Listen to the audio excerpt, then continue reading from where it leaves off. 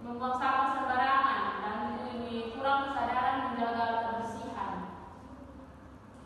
Nah, membuang sampah sembarangan itu banyak orang tuh masih membuang sampah itu di sembarangan tempat dan tidak peduli terhadap kebersihan lingkungan kita.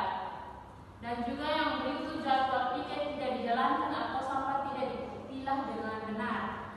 Jadi jika ketemu ada rapat piket kelas, kalau anak-anak yang piket kelas hari ini tidak membersihkan kelas dengan baik dan juga tidak memilah sampah dengan baik, itu juga menjadi faktor atau penyebab dampak untuk kebersihan kelas kita atau sekolah kita.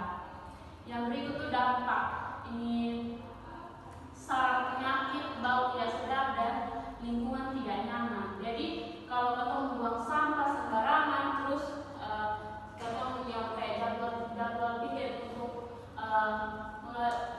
membersihkan sekolah atau kelas itu tidak bersih, maka dampaknya akan menjadi sarang penyakit. Jadi kita takutnya kita apalagi anak-anak nih akan tertular penyakit. Kita akan menghirup bau tidak sedap dan juga lingkungan tidak nyaman gitu. Nah, ada juga kita akan masuk dalam peran warga sekolah. Jadi di sini guru membimbing siswa menjaga kebersihan dan keindahan lingkungan kelas. Jadi sebagai guru, ibu akan mengajarkan dan mengingatkan siswa untuk menjaga kebersihan. Seperti sekarang ibu mengajarkan kalian dengan menggunakan materi-materi sederhana ini supaya anak-anak lebih paham bagaimana kita menjaga lingkungan kelas kita atau sekolah kita. Terus petugas kebersihan merawat taman dan menjaga lingkungan sekolah tetap bersih. Nah, jadi petugas kebersihan itu bisa membantu membersihkan sekolah setiap hari. Seperti kalau ada petugas kebersihan di sekolah ini toh, beliau itu akan membantu kita untuk membersihkan dan merawat sekolah kita. Nanti itu siswa melaksanakan piket kelas dan membuang sampah pada tempatnya. Seperti yang tadi sudah dijelaskan bahwa siswa itu harus bertanggung jawab menjaga kebersihan kelas dan lingkungan sekolah. Jadi setiap hari itu kan kita pasti ada piket. Nah, kalau anak ini piket, dia harus mengerjakan pekerjaannya dengan baik, memilah sampah dengan baik.